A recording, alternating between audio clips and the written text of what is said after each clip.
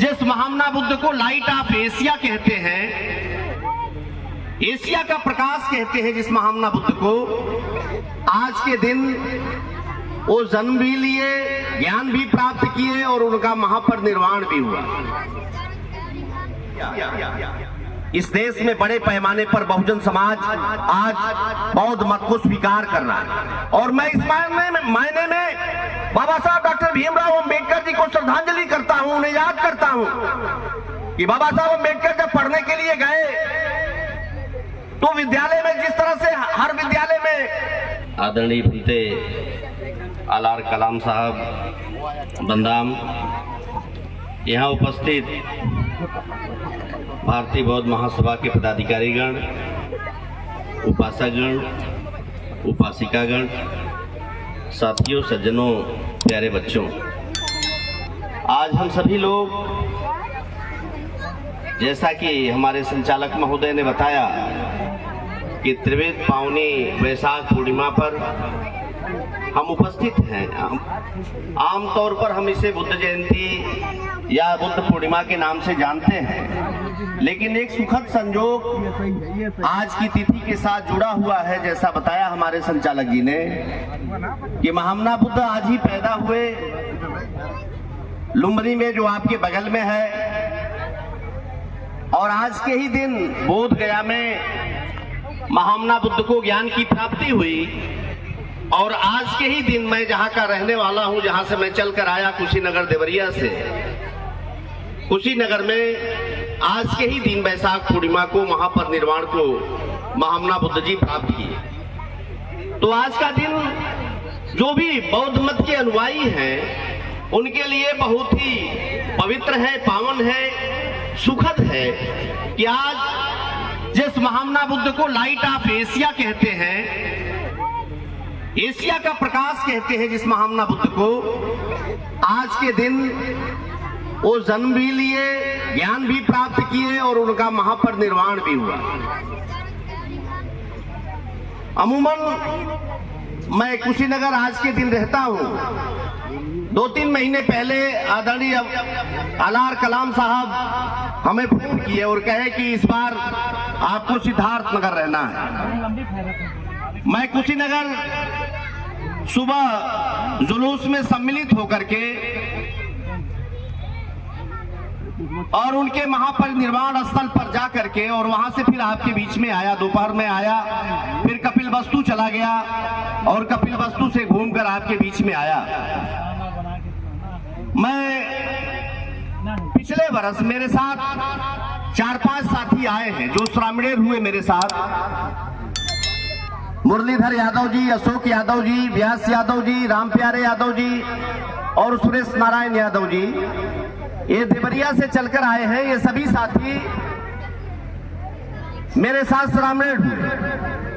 बौद्ध मत को इन्होंने स्वीकार किया, बुद्ध के दर्शन में अपनी आस्था इन्होंने व्यक्त किया और ये सभी साथी हमारे साथ आपके बीच में आए हैं। इस देश के बहुजनों का जो धर्म है, जो इस देश के अंदर एक पंथ, एक संप्रदाय जिसको हमारे पुरखे मानते चले आए, उस पंथ और संप्रदाय में 4 वर्ण और हजारों जातियां बनाई गई।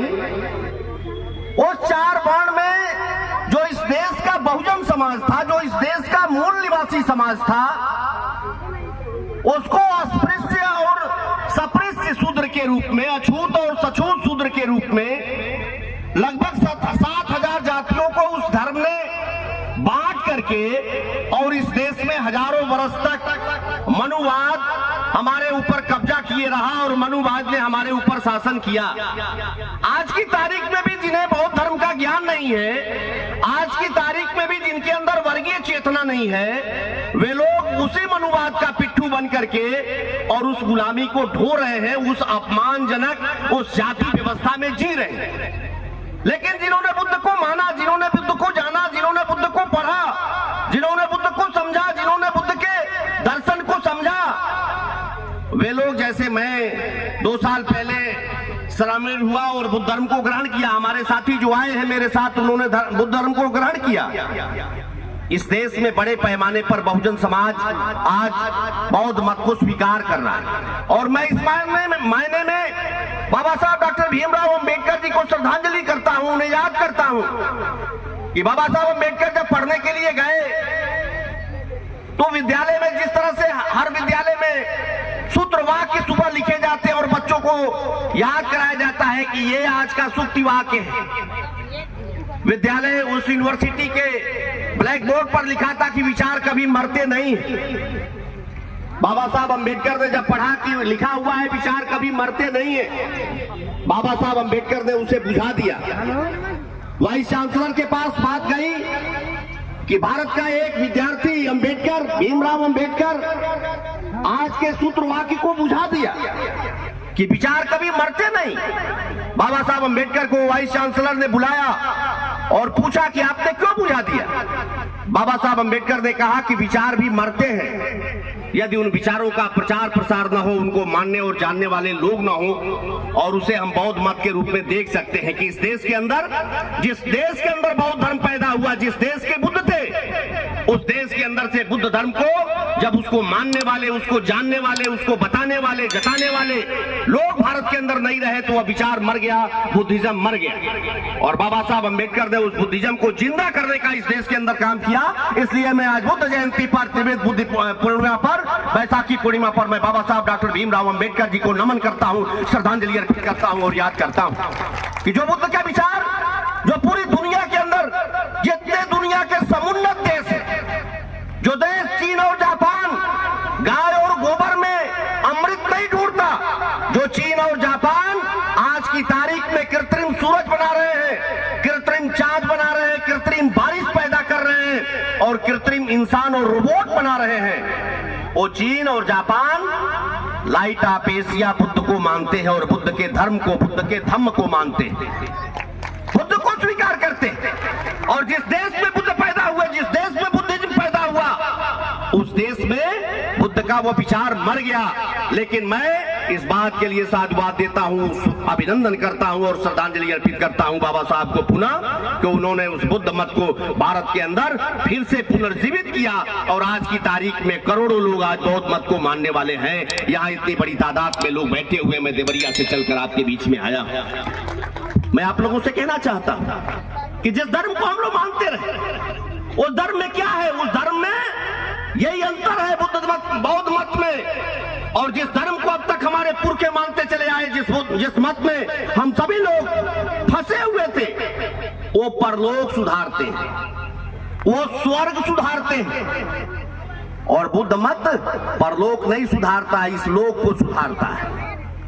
बुद्धिज्म इस लोक को सुधारने की बात करता है और वह मत जिसके हमारे माता पिता, हमारे पुरखे जिसको मानते रहे, वो स्वर्ग को सुधारने की बात करता है, जहां पर जाने वाला न कभी चिट्ठी भेजता है, न कभी पत्री भेजता है, न वहां कोई से समाचार आता है, न कभी हमको पता चलता है कि जो स्वर्ग में गया वो कैसे है। लेकिन वो स्वर्ग को सुधारने वाले लोग और बुद्ध को मानने वाले लोग इस लोक को सुधारने वाले लोग। और जब इस देश के अंदर बाबा साहब अंबेडकर आए, जब इस देश के अंदर भारत का संविधान आया, जिस संविधान के अंदर समता है, समानता है, शांति है, अहिंसा है, प्रेम है, जब बुद्ध के इन सिद्धांतों को हमारे देश के संविधान में आत्मसात किया और हमारे देश के संविधान में बुद्ध के इन सिद्धांतों को बाबा साहब डॉक्टर अंबेडकर ने लिखा और उस आधार पर इस देश के बहुजनों को अधिकार देने का काम किया। आर्टिकल 340, आर्टिकल 341 और आर्टिकल 342 के जरिए बुद्ध के उस बहुजन हिताय बहुजन सिखाए के सिद्धांत को बाबा साहब अंबेडकर ने भारत के संविधान के अंदर जब प्रतिपादित किया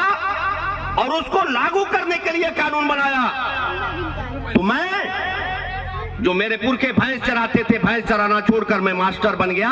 और यहाँ जितने लोग बैठे हुए हैं, यहाँ तमाम प्रोफेसर हमसे मिले जिनके पुरखे कभी सुअर चराते थे, भेड़ चराते थे, गाय चराते थे, भैंस चराते थे, लकड़ी काटते थे, लोहा पीटते थे। ऐसे लोगों के पुरखों को जब बुद्ध का बहुजन हिताय बहुजन सिखाए का सिद्धांत जब भारत के संविधान में आया और बाबा साहब अंबेडकर ने जब हम सभी लोगों को अधिकार प्रदान किया इस देश के अंदर, भारत का संविधान लागू होने के बाद, देश की आजादी के बाद, तो आज हम सभी लोग मनुवाद के जो चोचले थे, मनुवाद द्वारा जो पैदा किए हुए पेशे थे, जाति के घरौंदे में बांध करके हमको उन पेशों से बांध दिया गया था। बाबा साहब अंबेडकर जब बुद्ध के उन सिद्धांतों को भारत के संविधान में लागू हुए तो आज हम अपने उन मनुवादी चोचलों से बाहर निकल के और मनुवादी पेशों से बाहर निकल करके आज अगर सम्मान की जिंदगी जी रहे हैं, अगर doctor, engineer, professor, IAS, IPS, collector, कप्तान, लेखपाल, मास्टर, तमाम पदों पर अगर हम सुशोभित हो रहे हैं तो उसके पीछे बुद्ध का सिद्धांत है और बाबा साहब अंबेडकर का दिमाग है और उनका संघर्ष है। तो मैं आज बुद्ध जयंती पर, इस अवसर पर मैं आज पुनः बाबा साहब अंबेडकर को, जिन्होंने बुद्ध को समझा, बुद्ध को माना और बुद्ध के विचारों को प्रतिपादित किया, बुद्ध के विचारों को भारत के संविधान के अंदर सन्निहित किया और उसको इस देश के हुक्मरानों को लागू करने के लिए उन्होंने प्रेशर बनाया, दबाव बनाया और हमको संवैधानिक हक दिया। तो मैं बाबा साहब अंबेडकर, जिन्होंने बुद्ध से प्रेरित होकर के इस देश के अंदर वो सारी चीजें लागू करवाए, मैं पुनः उन्हें श्रद्धांजलि अर्पित करता हूं। और मैं आपसे कहना चाहता हूं, बुद्धिज्म, मैंने आपसे कहा कि वहां क्या, वहां हम चाहे जितने पढ़े हो, हमारी शिक्षा का कोई मतलब नहीं। एक कम पढ़ा लिखा आदमी आता है, एक कलश पर गोबर के टिक्के को लगाता है और कहता है कि ये गोबर का टिक्का नहीं, ये गौरी और गणेश है। और पढ़ा लिखा बहुजन समाज का आदमी उस गोबर के टीके को मान लेता है कि ये गौरी और गणेश है। मैं आपसे कहना चाहता हूं, और जब यहां आप आते हैं अपने घर पर शादी कराएं, किसी के मृत्यु के बाद शांति पाठ कराएं, गृह प्रवेश करें, अपने बच्चे का नामकरण करें, किसी तरीके का संस्कार अपने घर के अंदर करते हैं और अगर अलार कलाम साहब को बुलाते हैं तो जाने के बाद आपसे दो चीजें सबसे पहले कहेंगे। सबसे पहले कहेंगे बुद्धम शरणम गच्छामि, धम्मम शरणम गच्छामि, संघम शरणम गच्छामि। क्योंकि सभी बौद्ध मत को मानने वाले लोग हैं, इसलिए बहुत इसको समझाने की जरूरत नहीं। लेकिन हम जहां पहले थे, हमारे पुरखे और हमारे माता पिता, हमारा खानदान कई पीढ़ियों से जहां पर खड़ा था, वहां पर जो चीजें कही जाती उन चीजों का कोई मतलब नहीं, वो सारी चीजें काल्पनिक है। लेकिन जो बौद्ध मत में जो बातें कही जाती है वो काल्पनिक नहीं, वास्तविक है। और क्या कहते हैं अलार कलाम साहब? कहते हैं बुद्ध की शरण में जाते हैं, ज्ञान की शरण में जाते हैं। दुनिया का कोई धर्म, कोई पंथ ये नहीं कहता कि तुम ज्ञान की शरण में जाओ। सब कहते हैं, बाकी जितने धर्म हैं वो कहते हैं जैसा हम कह रहे हैं उसी को मानो, कुछ भी जानो मत, सिर्फ मानो। और बुद्ध कहते हैं पहले जानो फिर मानो। ये अंतर है बुद्ध मत में और दूसरे धर्मों के अंदर। दूसरे धर्म कहते हैं जो हम कह रहे हैं केवल उसको मानो। बुद्ध कहते हैं कि नहीं, जो हम कह रहे हैं वो कोई जरूरी नहीं समय काल परिस्थिति के हिसाब से वो सत्य हो। बुद्ध अकेले दुनिया के पैगंबर हैं जिन्होंने स्वयं कहा कि मैं जिस बात को आज कह रहा हूं कोई आवश्यक नहीं कि कल वो बात सत्य हो। किसी किताब में छपी है वो आवश्यक नहीं कि कल वो बात सत्य हो। हमारे पुरखों ने कहा और लंबे समय से परंपरा के रूप में कोई बात चली आ रही है, आवश्यक नहीं कि वो बात सत्य हो। बुद्ध ने अकेला पंथ बौद्ध मत है जिसने कहा कि तर्क की कसौटी पर कसो, यदि बात सत्य हो तो उसको मानो, अन्यथा अगर बुद्ध ने भी कहा है तो उसको इनकार कर दो, उसको रिफ्यूज कर दो। ये अकेला मत है बौद्ध मत जिसने इस बात को कहा और यही विज्ञान कहता है। तो इसलिए वैज्ञानिक और तार्किक धर्म अगर इस देश के अंदर और दुनिया के अंदर कोई है तो बुद्ध का मत है। और इसीलिए बाबा साहब अंबेडकर जैसा आदमी जिनके पास दुनिया की सबसे अधिक डिग्रियां 32 डिग्रियां थी, बाबा साहब अंबेडकर ने दुनिया के सारे धर्मों का अध्ययन किया। इस्लाम धर्म, ईसाई धर्म, जैन धर्म, पारसी धर्म, हिंदू धर्म, सारे धर्मों का अध्ययन किया। और बाबा साहब अंबेडकर ने तो हिंदू धर्म के बारे में कहा, दो बातें बहुत महत्वपूर्ण कहा। जो लोग बैठे हैं, क्योंकि जितने लोग हम बैठे हैं या तो हिंदू धर्म छोड़कर आए हैं या हिंदू धर्म में अभी भी फंसे हुए हैं। बाबा साहब अंबेडकर ने दो बात कहा हिंदू धर्म के बारे में। उन्होंने कहा कि मेरे वश में नहीं था कि मैं हिंदू होकर पैदा न हूं, लेकिन ये मेरे बस में है कि मैं हिंदू होकर नहीं मरूंगा। और बाबा साहब अंबेडकर ने दूसरी बात कहा कि हिंदू धर्म को त्यागा जा सकता है लेकिन इसको सुधारा नहीं जा सकता, बाबा साहब अंबेडकर ने कहा।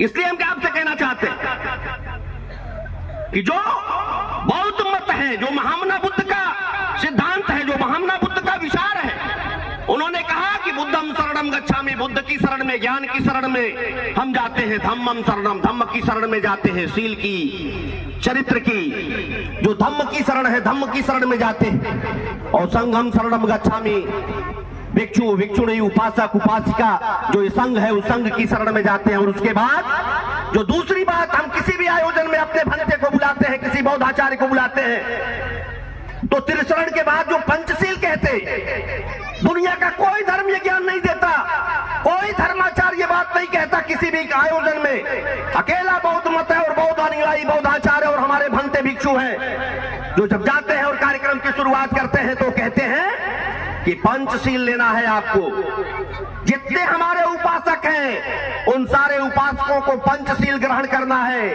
और उस पंचशील में हमारे भंते कहते हैं कि ऐ उपासक, ऐ उपासिका, आप संकल्प लो कि चोरी नहीं करोगे, आप संकल्प लो कि हिंसा नहीं करोगे, आप संकल्प लो कि व्यभिचार नहीं करोगे, आप संकल्प लो कि नशा नहीं करोगे, आप संकल्प लो कि आप हिंसा नहीं कर। 5 जो चीजें हैं, चोरी न करना, व्यभिचार न करना, नशा न करना, हिंसा न करना और झूठ न बोलना, ये 5 संकल्प अकेला बौद्ध मत है जो दिलाता है अपने उपासक और उपासिका को। और उसके साथ 5 और मत जुड़ते हैं। आप क्या देखते हैं कि दुनिया के जो दूसरे धर्म हैं, उसके जो धर्माचार्य हैं शादीशुदा हैं, तमाम तरह के आरोप और लांछन उनके ऊपर लगते हैं, लेकिन जो बुद्ध के अनुयायी हैं और बुद्ध के जो धर्म को चलाने वाले जो उसके भिक्षु हैं, भंते हैं, तो उपासकों के लिए 5 शील और जो भंते हैं उनके लिए कठिन 10 शील। 5 उसमें और जुड़ जाता है कि 12 बजे के पहले 1 वक्त भोजन करना है, ऊंचे आसन पर नहीं सोना है, कोई सोने चांदी और इस तरीके का कीमती आभूषण और वस्त्र धारण नहीं करना है, किसी तरह का गंडा तबीज और किसी तरह का ऐसा पाखंडपूर्ण आपके शरीर के अंदर कोई ऐसी चीज नहीं होनी चाहिए। 5 चीजें और जुड़ जाती हैं। और अविवाहित ब्रह्मचर्य रहना है। ये हमारे जो भंते होते हैं, बुद्ध मत को चलाने वाले लोग, बुद्ध मत के प्रचारक लोग होते हैं, तो मानने वालों के लिए 5 शील और चलाने वालों के लिए 10 शील। ये दुनिया का अकेला धर्म है जहां पर इस तरीके की कठिन पाबंदी और इस तरीके की समाज में किसी भी तरह की अनीति न हो, किसी भी तरह का अन्याय, अत्याचार, व्यभिचार और इस तरीके की चीजें समाज के अंदर ना आए। ये बुद्ध कहते हैं और बुद्ध की प्रेरणा है। इसलिए हम आप लोगों से कहना चाहते हैं कि बहुत कुछ आपके बीच में चर्चा करने की जरूरत नहीं है। हम तो सीख रहे हैं, हम लोग सीख रहे हैं, अभी नए नए आए, नए नए उपासक हुए, सीख रहे हैं। लेकिन आप जितने लोग बैठे हैं, बुद्ध हमारे जो पर्व और त्योहार है, आज बुद्ध का जन्म हुआ, बुद्ध ने ज्ञान प्राप्त किया, बुद्ध का महापरिनिर्वाण हुआ, ये हमारा पर्व है, इस देश के बहुजनों का पर्व है। और इसी तरीके के जितने पर्व हैं, ज्योतिबा फुले की जयंती है, सावित्रीबाई फुले की जयंती है, बाबा साहब डॉक्टर भीमराव अंबेडकर की जयंती है, संत गाडगे की जयंती है, रविदास जी की जयंती है, कबीर साहब की जयंती है, रामस्वरूप वर्मा जी की जयंती है, ललित सिंह यादव जी की जयंती है, महाराज सिंह भारती जी की जयंती है, ये जितने हमारे कर्पूरी ठाकुर की जयंती है, जितने हमारे बहुजन समाज के महापुरुष हुए, जिन्होंने हमको मान सम्मान से जीने के लिए रास्ता दिखाया, संघर्ष किया, जुल्म और जाति बर्दाश्त किया, उनकी जयंतियां हमारे पर्व और त्योहार हैं। हम जिन पर्वों और त्योहारों को अब तक मानते आए हैं, वो सभी के सभी पर्व और त्योहार हमारे पुरखों के हत्या पर हैं। और हम अपने पुरखों के हत्या पर जो पर्व और त्योहार है, हम जश्न के रूप में मनाते हैं। और हमसे ही हमारे पुरखों के उन हत्या को, उस वध को हमसे ही जस्टिफाई कराया जाता है। और हमसे ही, चाहे वो होली हो, चाहे वो दशहरा हो, चाहे वो दीपावली हो, दुनिया का अकेला धर्म है हिंदू धर्म, जिस धर्म के सारे पर्व और त्योहार किसी न किसी की हत्या पर है। दुनिया के इतिहास में और दुनिया के किसी और धर्म में किसी की हत्या का जश्न मनाने का रिवाज आज तक दुनिया में नहीं। अकेला हिंदू धर्म है जहां पर महिषासुर को मारने और रावण को मारने के उपलक्ष्य में दशहरा मनाया जाता है। बात लंबी हो जाएगी अगर महिषासुर और रावण पर बहस करूंगा तो। अकेला धर्म है इस देश के अंदर जब हिरण्यकश्यप के मारने और होलिका को जिंदा जलाने के रूप में इस देश के अंदर होलिका दहन और होली का हमसे जश्न मनवाया जाता है। बात लंबी हो जाएगी जब मैं हिरण्यकश्यप और होलिका पर बात करूंगा, और ये उनके ही लिखे हुए शास्त्रों से। लेकिन अकेला धर्म हिंदू धर्म है जिस धर्म के अंदर किसी की हत्या पर, किसी के वध पर पर्व मनाया जाता है। और हम आपसे कहना चाहते हैं कि हिंदू धर्म के 33 करोड़ देवता और सारे देवताओं के हाथ में कोई न कोई हथियार, जो इस ब्रह्म को चलाता हो, जो इस सृष्टि का पालनहार हो, जो इस दुनिया का संचालन करता हो, उस भगवान को किसी हथियार की क्या जरूरत है। लेकिन सारे जितने देवता, किसी के हाथ में गदा, किसी के हाथ में त्रिशूल, किसी के हाथ में तलवार, किसी के हाथ में चक्र, किसी के हाथ में कोई ऐसा शस्त्र और अस्त्र नहीं जो उनके हाथ में नहीं। आखिर किसको मारने के लिए, किससे भय है, कौन आपका दुश्मन है। और दूसरी तरफ बुद्ध ये पैदा नहीं हुए जिनके हाथों में तरह तरह के हथियार हैं, ये पैदा नहीं हुए, काल्पनिक है। लेकिन काल्पनिक देवताओं के हाथ में भी कोई ना कोई हथियार, लेकिन बुद्ध वास्तविक है, बुद्ध पैदा हुए। और बुद्ध जब जा रहे थे अपने साथियों के साथ, अपने भिक्षुगण के साथ, अपनी बात को मैं यही खत्म करूंगा, तमाम बच्चियों का कार्यक्रम होना है और मुझको भी देवरिया जाना है, तमाम वक्ता भी है, इसलिए मैं इसी के साथ अपनी बात को खत्म करूंगा कि बुद्ध जा रहे थे अपने साथियों, अपने भंतेगण के साथ, अपने भिक्षुगण के साथ। जंगल में बताया गया कि अंगुलीमाल नामक डाकू यहां रहता है और आपके लिए जाना बेहतर नहीं है। वो अंगुलियां काट कर गले में पहन लेता है, वध कर देता है, हत्या कर देता है, और जिनको मारता है उनकी अंगुलियां गणना के लिए अपने गले में पहन लेता है। बुद्ध ने कहा ठीक है, मैं जाऊंगा। और अंगुलीमाल जैसे दुर्दांत अपराधी से, दुर्दांत डाकू से, दुर्दांत हत्यारे से बुद्ध का सामना होता है। और बुद्ध जब अंगुलीमाल को अपने प्रेम से, अपने करुणा से, अपने दया से, अपने मैत्री से, अंगुलीमाल जैसे डकैत का, अंगुलीमाल जैसे हत्यारे का दिल जीतते हैं और वह फिर बौद्ध भिक्षु बन जाता है और हत्या करना छोड़ देता है। दुनिया के इतिहास में वास्तविक बुद्ध के जीवन के साथ एक घटना जुड़ी हुई है कि बुद्ध ने एक हत्यारे के सामने बिना हथियार के प्रेम और करुणा से उसको जीता और जीत करके उसको बौद्ध भिक्षु बना दिया। और दूसरी तरफ इस देश के अंदर जो अपरंपार शक्तियों के देवता हैं, वो हथियार लेकर हमारे पुरखों का वध किए और उसके उपलक्ष्य में हमसे पर्व और त्योहार मनवाए जाते हैं। इसलिए आप लोगों से बात यही कहते हुए बुद्ध की जो लाइन है, अत्त दीपो भव, अपना प्रकाश स्वयं बने, मैं आप सभी लोगों से कहूंगा कि बुद्ध ने जो कहा, बुद्ध की जो सबसे कीमती लाइन है कि अत्त दीपो भव, अपना प्रकाश स्वयं बनिए। हम अपने ज्ञान के पुंज को, अपने बुद्धि और विवेक को हम इतना जागृत करें। बुद्ध ने कहा कि आप तर्क की कसौटी पर हर बात को कसिए कि क्या सत्य है, क्या असत्य है, क्या व्रत रहने से, उपवास रहने से क्या आपका पति, आपका बेटा लंबे समय तक जिंदा रह सकता है। क्या सिखाया जाता हमसे, जिउतिया के दिन अपने बेटे के लिए बिना खाए पिए, बिना पानी पिए, बिना खाए अपने बेटे के जीवित रहने के लिए आप उपवास रहिए जिउतिया के दिन। क्या बताया जाता है, अपनी पति के जिंदा रहने के लिए करवा चौथ और तीज पर उपवास रहिए। क्या आपके उपवास रहने से आपका पति और आपका बेटा लंबे समय तक जिंदा रह सकता है? और क्या अपनी बेटियों को और अपनी बीवियों को जिंदा रहने के लिए भी कोई व्रत और त्योहार पैदा किया गया, बताया गया, बनाया गया? तो उपवास रहने से, किसी भी तरीके का उपवास रहने से, बाबा बुद्ध ने यही कहा कि तर्क करिए और तर्क की कसौटी पर कसिए कि अगर अच्छा भोजन ना हो, अच्छी दवा ना हो, अच्छा कपड़ा ना हो, साफ सुथरा बिस्तरा ना हो, साफ सुथरा घर ना हो, आप बीमार हो, लाचार हो, बेबस हो, कमजोर हो, गरीब हो, बीमार हो, तो कितना भी व्रत और त्योहार करते रहिए, कांवर लेकर ढोते रहिए, कितना भी कढ़ाई और छाक चढ़ाते रहिए, कितना भी बलि चढ़ाते रहिए, आपके परिवार में सुख नहीं आ सकता। इसलिए बुद्ध ने कहा कि अत्त दीपो भव, स्वयं प्रकाश बनो, अपने अंदर प्रकाश पैदा करो, ज्ञान पैदा करो, तर्क की कसौटी पर कसो और जो सत्य प्रतीत हो उसको मानो। मैं आज बुद्ध जयंती पर, त्रिवेद पावन वैशाखी पूर्णिमा, बुद्ध पूर्णिमा पर मैं महामना बुद्ध को नमन करता हूं। बाबा साहब अंबेडकर जिन्होंने बुद्धिज्म को इस देश के अंदर जो खत्म कर दिया था, इस देश से मनुवादियों ने उस बुद्धिज्म को इस देश के अंदर पुनर्जीवित किया और इतने सारे लोग और पूरे देश के अंदर बुद्ध को मानने वाले लोगों की एक लंबी फौज खड़ी हुई। मैं बाबा साहब डॉक्टर अंबेडकर जी को भी नमन करता हूं, श्रद्धांजलि अर्पित करता हूं और हम सभी लोग बुद्ध को माने, बुद्ध को जाने, बाबा साहब अंबेडकर के रास्ते को अपनाएं। और बाबा साहब अंबेडकर ने जो कहा कि हिंदू धर्म को त्यागा जा सकता है, उसे सुधारा नहीं जा सकता है, हम सभी लोग बुद्ध के रास्ते पर आए, बुद्ध को माने, बुद्ध को जाने। बस यही कहते हुए मैं अपनी बात को खत्म करता हूं कि भारत के संविधान को, बुद्धिज्म को अक्षुण्ण बनाए रखना है और उस पर आगे हम सभी लोगों को चलते रहना है। बस यही कहते हुए अपनी बात को खत्म करता हूं। जय भीम, नमो बुद्धाय।